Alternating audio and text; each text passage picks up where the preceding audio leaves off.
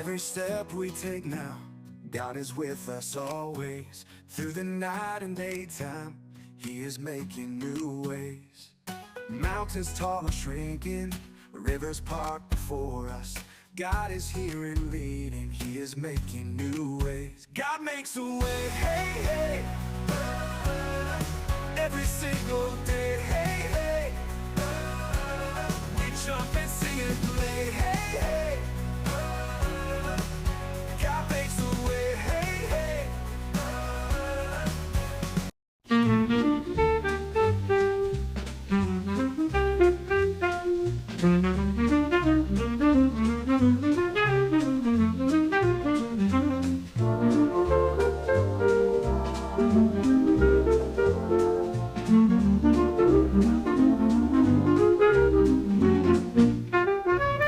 Hey guys, welcome to A Connection is a Connection, where every story reminds us of how powerful human connection really is. In each episode, we dive into real conversations filled with laughter, honesty, and the kind of moments that make you stop and think. So, let's get started. All right. All right. And you'll cut this, right? So you'll edit it? Or we just I don't edit You much. don't edit? I So don't we're just edit going. much. Okay, that's good to know. No, I don't. Unless it's like the only time I edit is if someone I ask a question and they take like a while to answer. I'll Yeah, cut then you'll that cut that very up a close. little. Other Okay. than that, I don't. Or if they're like cussing or something, I'm like, okay, Yeah. I need to take that out. Yeah, I don't cuss. I quit cussing when Jesus came into my life. So yeah. I had a guy tell me, he goes, when I first gave my life to the Lord, it was in the county jail. And a little Mexican guy all sleeved out, and he asked me to go to church. And like after I gave my life to the Lord, he comes up to me one day and he goes, hey, cut out your cuss words and see what you got left to say to anybody. And I was like, it worked out perfect. I didn't talk to anyone for 5 months after that. So I spent that whole 5 months reading the Bible. So I had to learn a whole new vocabulary because like every other word out of my mouth was the F-bomb. Yeah. So yeah. Yeah. All right.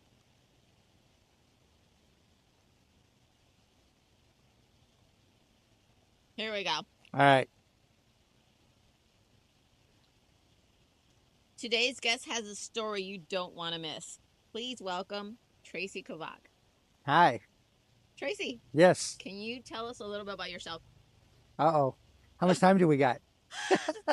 Let's do the 3 hours. Let's do 3 hours? Okay.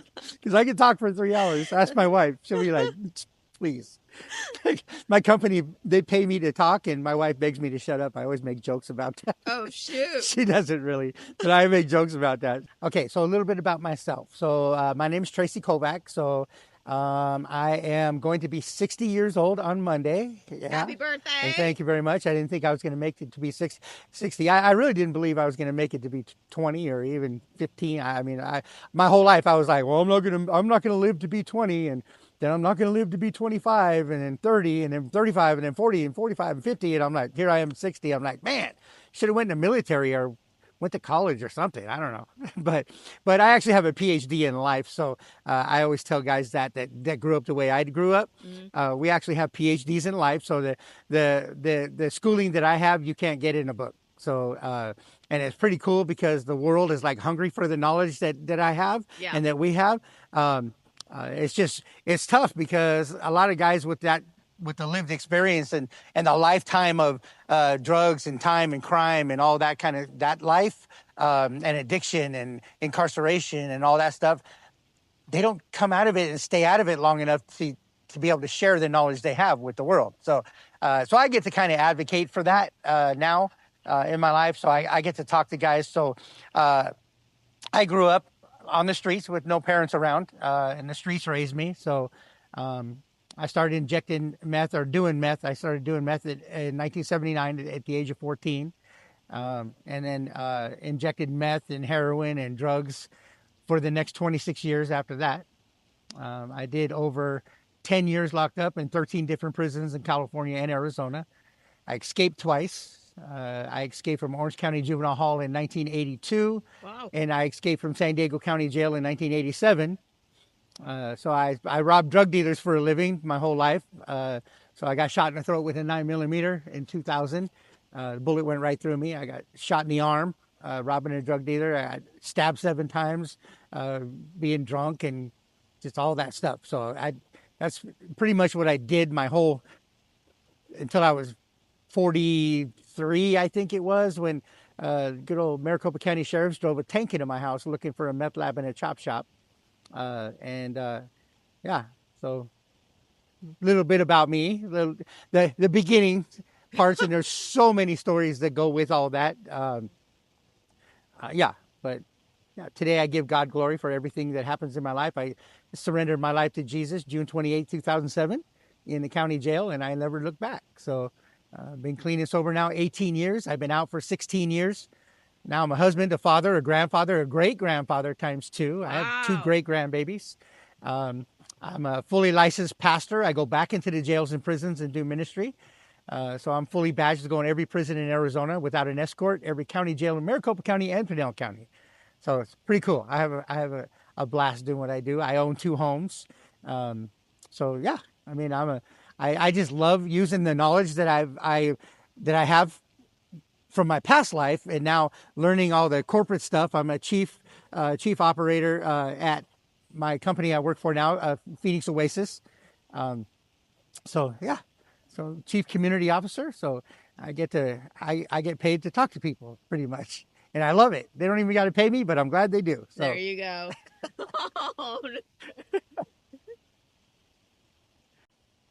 So I just have a blast doing what I do today. So it's pretty cool.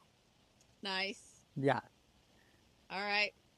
You ready for the questions? I'm ready for questions. I'm always ready for questions. I don't know how good I'm going to answer them, but I'm always ready for questions. Come on, bring it. All right.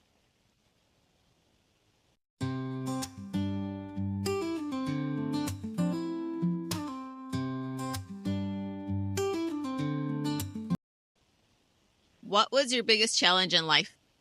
Whew. Jeez.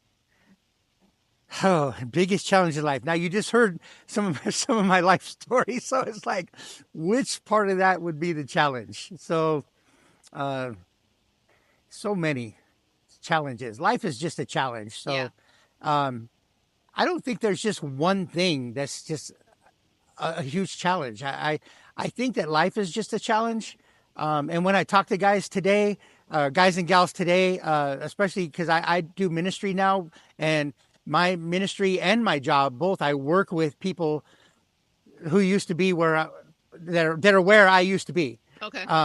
The incarcerated, the homeless, the addicted. So those are the people I talk to. Those are the people I minister to, and those are the people I work with. So I always tell guys all the time that life is just a challenge, because I've run into people all the time that they're like, well, I gave my life to Jesus, and isn't it supposed to be roses and dandelions? And I'm like, no, it's actually, in some cases, it's totally the opposite of that. Mm-hmm. So, because now you're clean and sober. Now before I used to do drugs and do all the things that I did to numb the pain from just everything. So I was just never clear-minded and clear-headed. So when I got clear-headed, now I had to deal with all the challenges of life, like head on. Yeah. So then you don't realize how many challenges life really has, that all of life is really a challenge until you have to meet it sober. So when I talk to guys all the time, I'm like, look, life is just a challenge. So, but just know, and especially I'm just sold out to Jesus, and I always give God glory for everything. So for me, it's like, now I have an advocate, Jesus Christ, that when I go through the challenges of life, I get to talk to the Lord. Yeah. And just say, okay, God, I don't know what I'm doing, and this is a lot, and I need you. Instead of just going back to what I used to know, and I see a lot of guys that do that. They just go back to what they used to know, which is drugs and time and crime and all that stuff, because it's easiest for them. So I'm like, look, it's a process. For me, God delivered me overnight. So it was like, I gave my life to the Lord one night, and the next day I quit cussing and drinking and smoking and beating people and hating people, and just all the things that I used to do. Just God delivered me overnight. It doesn't happen like that for everybody. So a lot of people struggle with it. And mm-hmm. I think the main struggles that I see with people and I won't even say drugs and addiction and all that stuff, because it's just people in general. It doesn't matter if you have an addiction or not, because when you have a life without the Lord, it's a miserable, hopeless place. No matter where you're coming from, because we all need a savior, and life is a lot. So the struggle, when guys come give their life to the Lord, the struggle is really letting go of the identity that they've created. So that's so hard for people. It is. And especially people that have been incarcerated and that have lived a life in addiction and incarceration and all that stuff, because you've built this identity that you just hold on to. It's like they used to call me the Regulator, Regulator Tracy. And I'm like, I tell guys now, I'm not Regulator Tracy anymore. I'm Regular Tracy. But if I would have never let go of that identity, all the gang stuff I used to do and the people I used to hang out with and all that, if I held on to that identity, now I can see where the struggle would be of me trying to be 1 foot in and 1 foot out. Yeah. So I'm just sold out to the Lord. And what I did in my life was I got to a place where I was just like, okay, I read the Bible, and the Bible talks about repenting, going from what I used to do to what God wants me to do. Complete, I was going to say 360, but a 360 is complete turnaround. This would be a 180. So what does that mean for me? For me, what that meant was all the stuff that I did in my past life, I didn't want to bring any of that stuff into my new life with Christ, because I didn't know what from my old life would trigger me to go back to my old life from my new life. So I didn't want to bring any of it with me. I didn't want to bring cussing or drugs or beating people or hating people or any of that stuff. I didn't want to bring any of that stuff into my new life with Christ, because I just didn't want to go back to my old life. I knew the results of my old life, and it was just misery and hopelessness. Yeah. But at the same time, I didn't know, can I walk this walk with the Lord, especially in jail and in prison? Because I met the Lord in the county jail, looking at the rest of my life in prison. And then I got 2 years instead of 35 to 100 when I fought my case with the Lord in the county jail in 2007 and 8. I got 2 years instead of 35, but I still had to now walk with God on the prison yard, which was a whole new concept for me, because I used to run the prison yards for the gangs and extort people and beat people and do all the stuff that I did and all the stuff you had to do to survive. So my thought was, my prayer, it wasn't even a thought, it was a prayer to God. Lord, can I follow you on the prison yard right now, the way you want me to follow you, and not die? Yeah. Or, and everybody not look at me like I'm weak and all of a sudden I'm an outcast? Or what does that even look like? Yeah. And I remember God telling my heart, you just follow me. I got you. Follow me. I'm going to show you who I am. And so he did. So I decided you know what? I was going to be a Bible thumper in prison. I was determined to find out if God was real, for one, and to find out, could I walk in prison without cussing? Could I just live like God wanted me to live in prison? I don't know. I didn't know. But you can. So I found out that you can. And I found out that actually the guys in prison, they want you to pick a side. It's like, if you're Bible thumping, guys are like, look, leave the Bible thumper alone. You know what I mean? But if you're if you're in prison, and I tell guys this all the time when I'm going into the yards, I go into Alhambra prison, which is the reception, is where they classify everyone, and then they go from Alhambra to all these different yards, depending on what your classification is. Yeah. So could I walk with God on the yard the way God wanted me to walk with him on the yard, right? So I completely lost my train of thought, where I was going with that thought. But so anyways, I tell guys all the time when they're getting there, look, if you're going to the yard, I remember now. I'm 60, all right?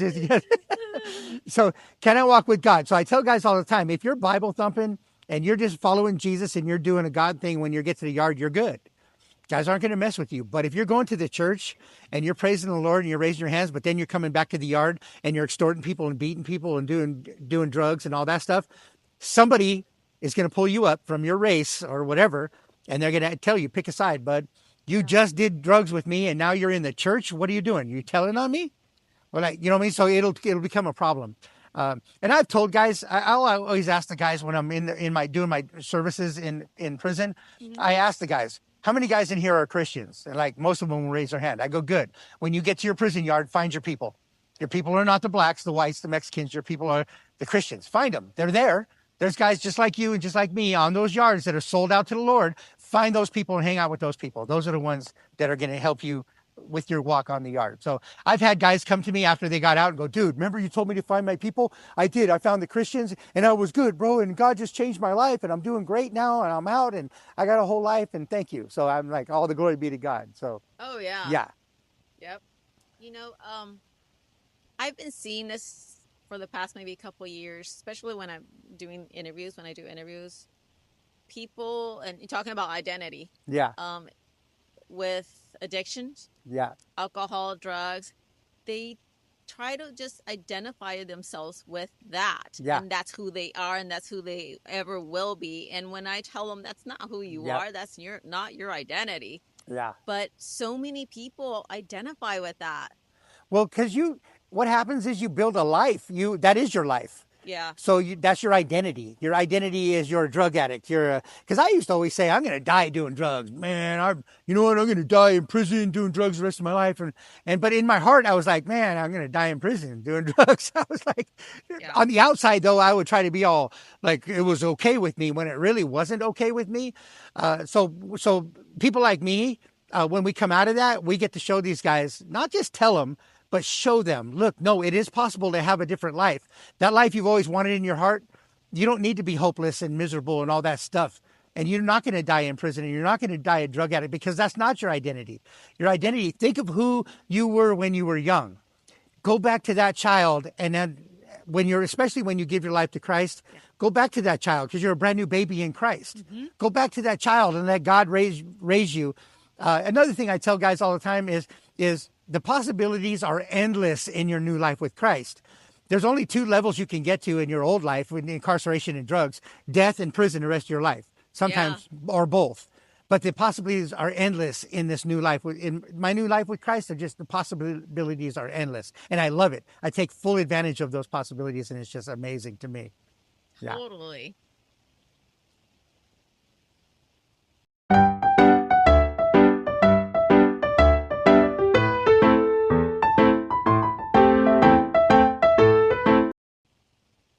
If your life right now were turned into a movie, what would the title be and who would be playing you? That's a tough one. I try to think of the stars today. And I'm thinking The Rock, but no. No. No. I don't know. Let's see, a movie. I thought about a title for a movie. I'm writing a book right now, and we haven't even come up with a title for it yet. And I'm thinking the title I think for the movie or the book would be "Don't You Know Who I Think I Am?" Ooh, that's a good one. Yeah, because I always wanted to tell people, like, you always want to go, "Don't you know who I think I am, bro?" You know what I mean? But it's never that. It's always, don't you know who I am? Because when you get to a certain status of life, regardless of whether you're a gang leader or if you're a corporate executive, and you get to a status in life, it's like, don't you know who I am? Yeah. But in my new life with Christ, it's funny to me because I give God glory for everything, and I am nothing. My life is nothing without Christ. What my life is without Christ is my past life. What my life is with Christ is the life I live today. So, but I just thought, don't you know who I think I am would be a good one. That is a good one. Yeah. Well, who do you think would play you? I don't even know. I don't follow stars really, so I don't even know. But it would have to be real. If a movie came out, I would have to watch every production part of it. You know what I mean? Because it would have to be real, because that's what really captures people's attention when things are real. Because people are tired of lip service, and people are so tired of just seeing stuff that's just not real and stuff that's just manufactured. You can tell. Yeah. I mean, we're human beings. We can tell, especially people that have been in a lot of places. I tell guys all the time, again, when I go into the prisons, it's like, guys, because they watch me and they go, you really believe this stuff, don't you? I go, no, I do really. Guys, I knew me before and I know me now. And I know that Christ, when I gave my life to Christ, my life changed. And I'll ask guys all the time, like just yesterday, I was in the prison. I asked the guys that were in the room, I had like 30 guys in the room. And I was like, how many guys in here have kids? Almost all of them raised their hand. I go, do you want to teach your kids this? That this is cool? The people that taught me when I was young taught me that all this stuff was cool, doing time and crime and drugs, that it was all cool. And I wanted to be the coolest guy ever. So I wanted to do more time, crime, and drugs than anybody, which I ended up getting to that place. I go, but listen, guys, you can tell your kids all you want. And I can tell my kids all I want not to do something But if I'm doing it, if I tell my kids don't do time, crime, and drugs while I'm doing time, crime, and drugs, they're just going to look at me and go, yeah, whatever, dude. And then I'll end up doing time with my kids. And I asked, how many guys in here have done time with one of your kids or any of your kids? And one guy raised his hand. He goes, I did time with my son.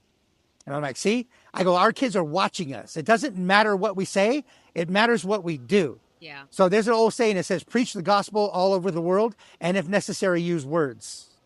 Oh, guys were like, That's a oh, good one. what? I go, yeah, did you hear that? Preach the gospel all over the world, and if necessary, use words. Because people don't care about what you say. They care about what you do. They're watching. Yeah. So, yeah.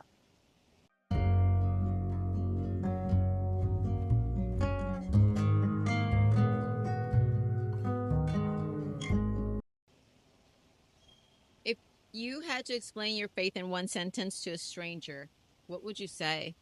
In one sentence to a stranger. Huh. All I did was say yes to Jesus, and my life has never been the same. That's pretty, I mean, Yeah. yeah. And then I'll go on and tell my past life, which I do. Because I talk to now senators and governors and people, and I tell my story, and they're like, wait, what?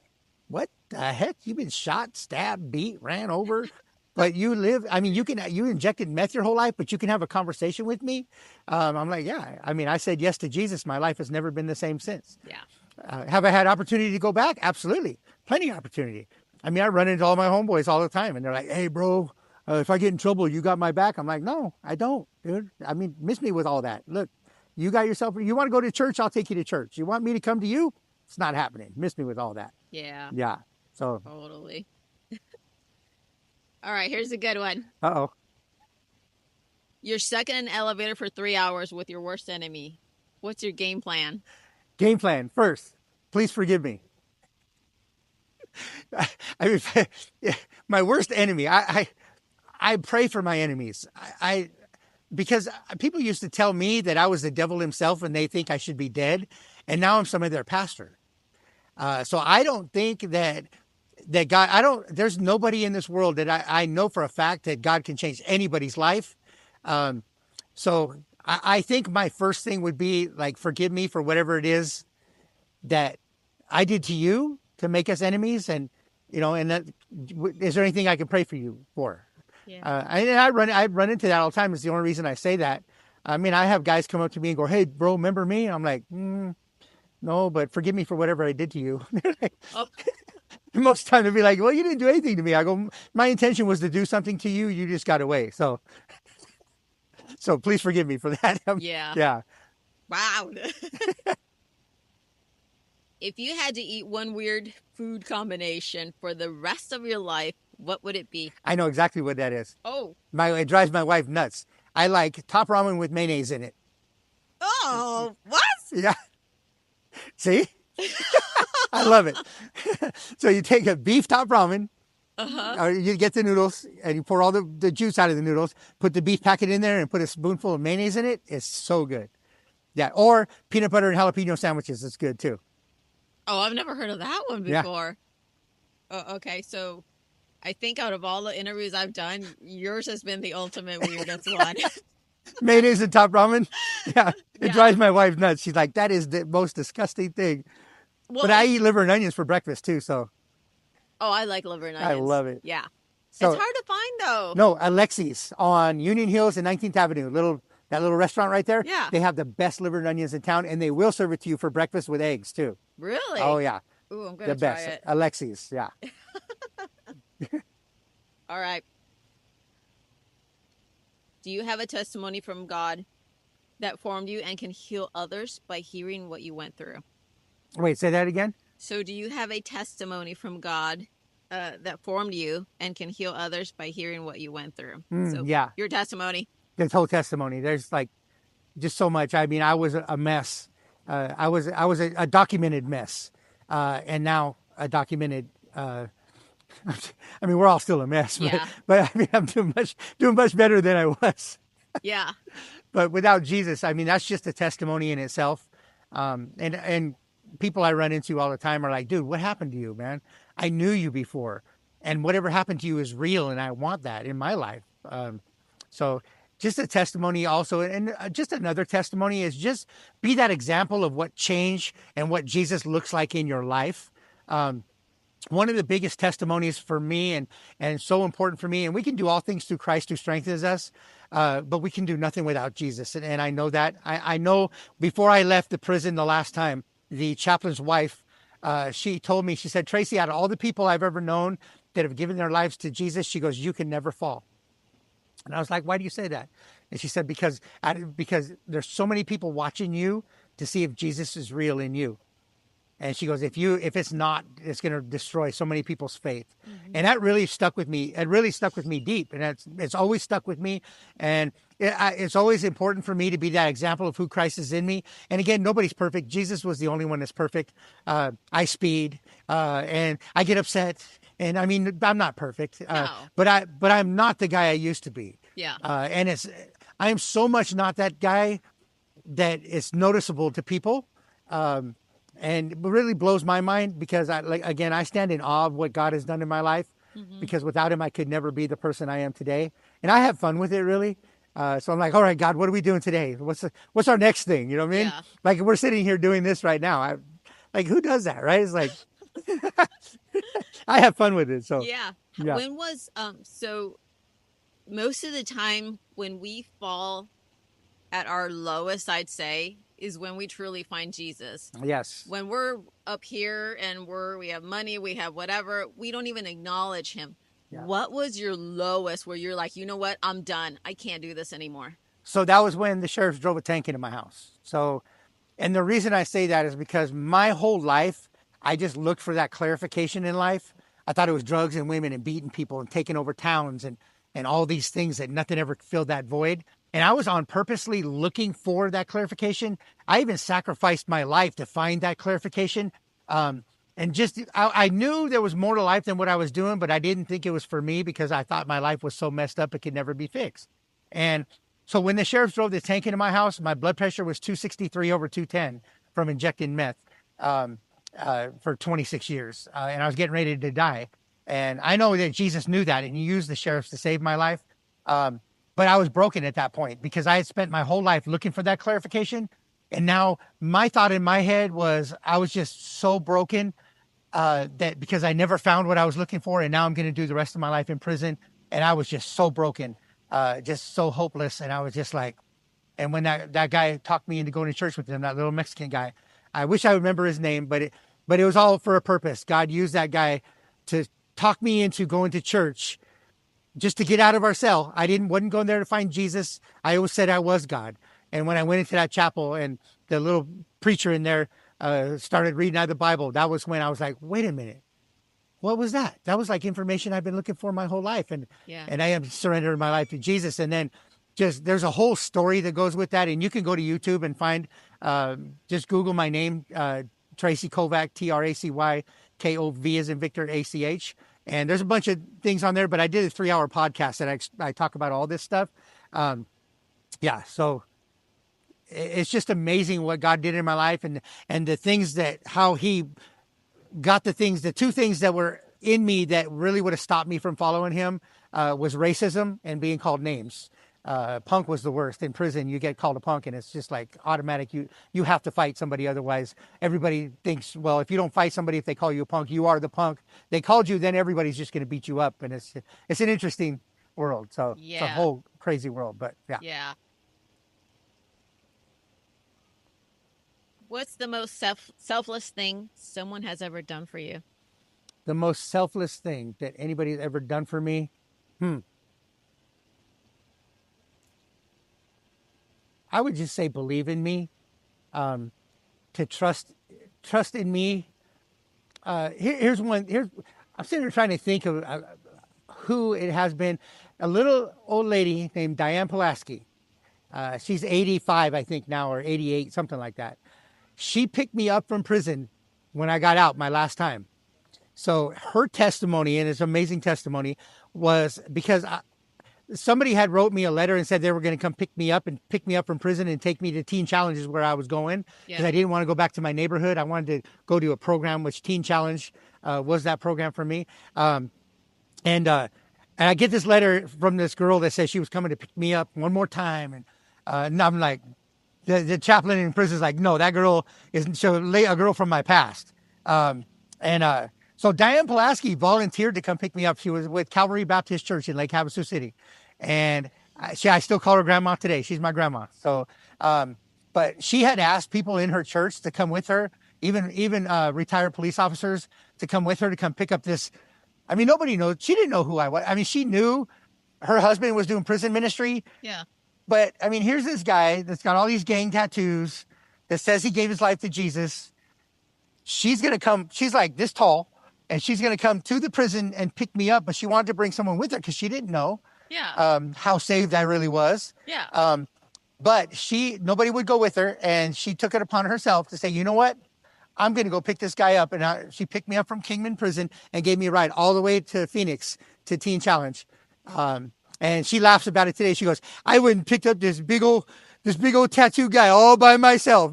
And so I love her with all my heart. She's, Oh my gosh. yeah. So that was, I mean, you can't get any more selfless than that. She didn't even know if she was sacrificing her life to come pick up this gang guy that says he gave his life to the Lord. She didn't know what was going to happen to her. And that's pretty selfless. So, and it turned out that we're best. She's my grandma. So That is very, very selfless. yeah. That's for sure.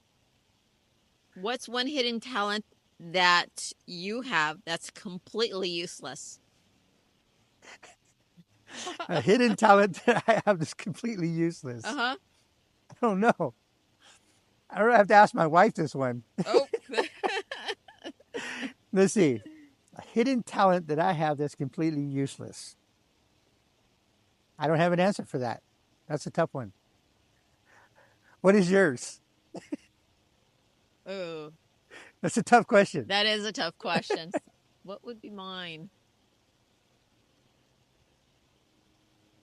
Oh, I don't know. Huh. Yeah. All right, let's skip it. Okay. If you could go back in time to any period in history, where would you go? I don't know. Back in my past life, I used to always want to go back to the old West. And because I would say, well, I would be the greatest outlaw and notorious, but I don't have that anymore. So it's like, I don't really want to do that anymore. But so now I've never thought about it now because I used to say that all the time in my past life. But if I could go back to any period in time, what would that be? I don't know. If you look back in our history, I don't know, we're spoiled nowadays. Yeah. It's like our history is like, yeah. Maybe caveman days? I don't know. Oh. I don't know. Maybe caveman days. That'd be kind of cool. Yeah, I guess. If I knew the things I know now, I don't know what it would be like back then. As long as you're not eaten by a dinosaur, I would be. Might be cool to run from a dinosaur. Play cat and mouse with a dinosaur. Oh, gosh. Okay. Okay. All right, let's continue. All right. What's your vision in the next 5 years?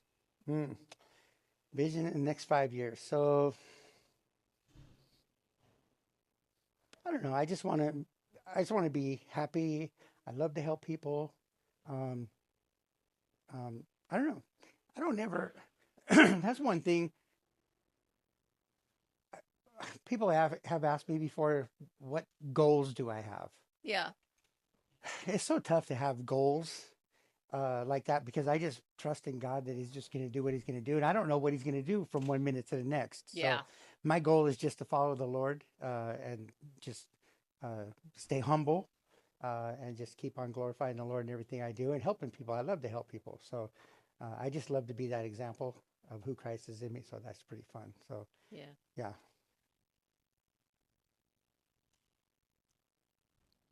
Imagine you are sitting on the bench next to God. As you sit together, He smiles at you and asks, what's on your mind? What would I say to Him? Yeah. God, you know everything. Why are you asking me that? Yes, that is true. Oh my gosh. If you could give a piece of advice to someone that's struggling right now, what would it be? Man. so many things that I could give, especially guys like we had talked about already, guys that have given their lives to Jesus, Yeah. or even people that don't know if this God guy is real. Mm-hmm. Like like me. I mean, I didn't. I was like, I always told people I was God, um, but there's a God, and it's not me. That's for sure. So, but if I had advice for somebody, I would say, look for a good support system. Uh, don't give up on yourself. I used to always think that the whole world owed me something because my parents abandoned me when I was young, and I was going to get paid. The whole world was going to pay me, and because they owed me. But the one that owed me the most was me, and I was the only one I would never get paid from. I was the only one I would never collect from. So I would say just forgive yourself first, um, and try to move on. Because there's never anything in our lives that is too hard for God to fix. Mm-hmm. I'm a prime example of that, and there's so many like me. There's a whole world of us out here now that are now in recovery and doing really well, and all of us have the same kind of heart, and we want to come alongside other people and help them with the struggles. There's a bunch of us out here. Don't give up on yourself, though. Don't give up. I mean, the world is a lot. Life is a lot, and just know that regardless of you're with the Lord or you're not with the Lord or whatever the case may be, life is just a lot. So but it can also be a lot of fun. Life can be a blast, but get around like-minded people. Like if you're trying to change your life, you can't hang around the same people you always hung out with and think you're going to change your life. It's not going to happen because you hang out in a barbershop long enough, you're going to get a haircut, period. Yeah. So I would find a better class of losers. There's a country song that just to be funny about it, but I would just find a different crowd of people, um, but find the same like-minded people. There's one thing I've always heard people say, like all those people there in church, man, they're all a bunch of messed up people. Well, yeah. What do you think we're in church? Like I need a savior. Like the church is full. The church is a hospital for sinners. It's not a sanctuary for saints. Yeah. So that's why, I mean, yes, you're going to find most of the messed up people in church because everybody is in church because they need a savior because they are so messed up and they're trying to figure out how to walk this thing out called life with Jesus and just life in general. But those are the people you want to come alongside of. Those are the people that you want to connect yourself to because they've been there and they've done that. And no matter what it is in your life, it can be fixed. Jesus can fix it all. So, yeah. True. Tracy, it has been such a pleasure to have you here as my guest. Thank you. Thank you for taking the time to be here. Can you give me a 30-second commercial of your business? Yes. And how can people connect with you? Absolutely. So I work for a company called Phoenix Oasis. So we are a uh, reentry slash behavioral health. We're an IOP, intensive outpatient program, an outpatient program, and a psych outpatient program. So we work with inmates coming from prison. We work with people coming from the streets that are addicted. We work with um, just we'll work with just about anybody if you're in addiction, incarceration, or struggling with different substances or whatever the case may be. We work with you. We have used to be a hotel at one time Yeah. on Grand. It used to be the U.S. Vets place. It used to be called U.S. Vets. It's now Phoenix Oasis. Um, but so what we do there, we just want to help people move forward. You can live there on property. You can get a hold of me. My phone number is 520-310-4211. You can reach out to me anytime. That's my cell phone number. I have no problem talking to you. If you're struggling with anything, call me. If you need to get into a place, a detox or a rehab, or even if Phoenix Oasis is not the place for you, I can help guide you to the right places to get you in place. I know everybody everywhere. 'Cause it's just what I do, and I love doing it. So, and I love to help people. So please reach out to me if you need any kind of assistance or just someone to talk to. Please reach out. Thank you so much. You're welcome. And stay tuned for the next one. All right. Thank you.